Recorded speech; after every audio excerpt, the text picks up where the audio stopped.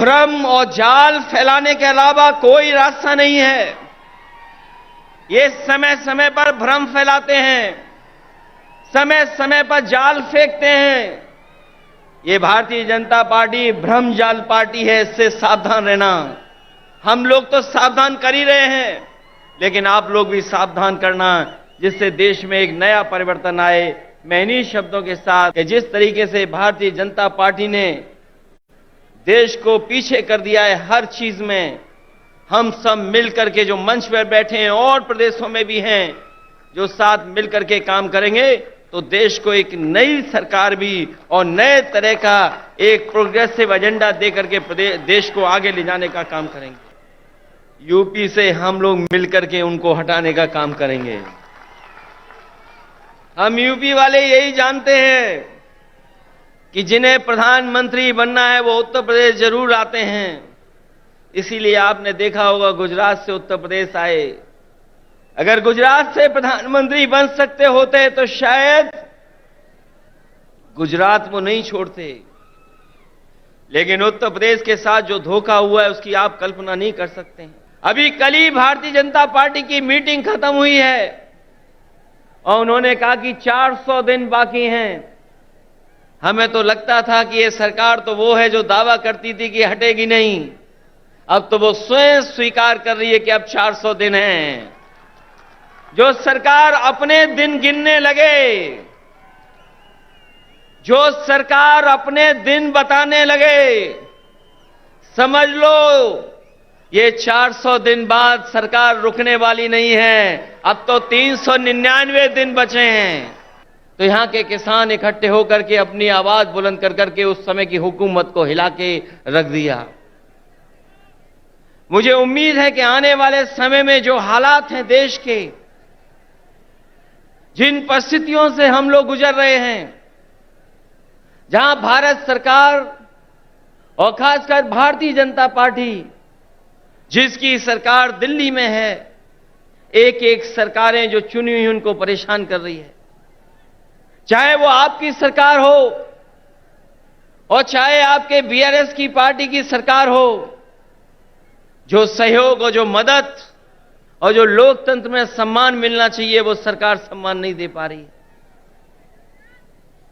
समय समय पर रुकावट कैसे पैदा हो, नेताओं को कैसे परेशान किया जाए, उनके खिलाफ क्या साजिश की जाए, उनके विपक्ष के लोग जो उनके सामने खड़े होकर के सवाल पूछते हैं, उनको किस षड्यंत्र से उनको दबाया जाए, उनकी छवि कैसे खराब की जाए, ये भारतीय जनता पार्टी की सोची समझी सी रणनीति के तहत काम कर रहे हैं।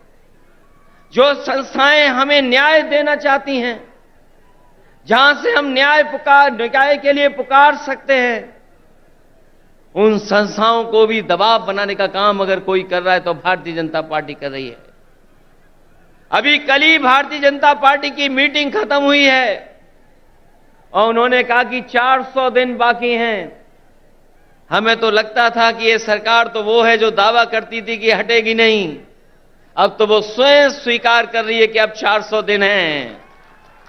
जो सरकार अपने दिन गिनने लगे, जो सरकार अपने दिन बताने लगे, समझ लो ये 400 दिन बाद सरकार रुकने वाली नहीं है। अब तो 399 दिन बचे हैं। और जैसा कि भारतीय जनता पार्टी का समय समय पर जो बुनियादी मुद्दे हैं कि महंगाई कैसे कम हो, बेरोजगारी कैसे कम हो, हमारे लोग जो भारत छोड़ करके चले जा रहे हैं, कुछ लोग तो अपनी खुशहाली के लिए जा रहे हैं, लेकिन बड़ी संख्या में लाखों लोग ऐसे हैं जो धन दौलत उनके पास है, वो इस देश में रहना नहीं चाहते क्योंकि ये सरकार उनको रहना नहीं देना चाहती। इनके पास बुनियादी ठोस मुद्दे जो किसान की जरूरत के वो नहीं पूरे कर रहे हैं। आपको सबको याद होगा, यही बीजेपी के लोगों ने कहा कि हम किसानों की आय 2022 तक दोगुनी कर देंगे। किसान की आमदनी दुगनी हो जाएगी।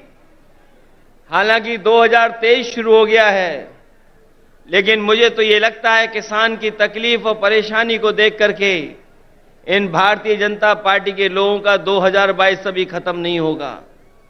इनका 22 खत्म नहीं होगा, 23 आ गया, 24 आ जाएगा। लेकिन भारतीय जनता पार्टी ने जो वादा किया था कि 22 तक हम किसानों की आय दोगुनी कर देंगे, वो अभी दोगुनी नहीं हुई है। हमारा किसान तकलीफ और परेशानी में है। उसको वादा तो कर रहे हैं, लेकिन जो बुनियादी उसे मदद मिलनी चाहिए वो मदद नहीं मिल पा रही है। ये हमारा जो नौजवान दिखाई दे रहा है, ये नौकरी और रोजगार की तलाश में अपना भविष्य चौपट कर रहा है। ये सरकार कोई ठोस कदम नहीं उठा पा रही। आपका प्रदेश में तो सरकार है जहां मुख्यमंत्री काम कर रहे हैं, लेकिन हम तो अपने प्रदेश में देखते हैं जहां पर बड़े पैमाने पर बेरोजगारी है। जैसे ही चुनाव आ गया है, इन्होंने तय कर लिया है कि जगह जगह इन्वेस्टमेंट मीट करेंगे और इन्वेस्टमेंट मीट के बहाने लोगों को धोखा देंगे। ये प्रचार के माध्यम से धोखा देना चाहते हैं।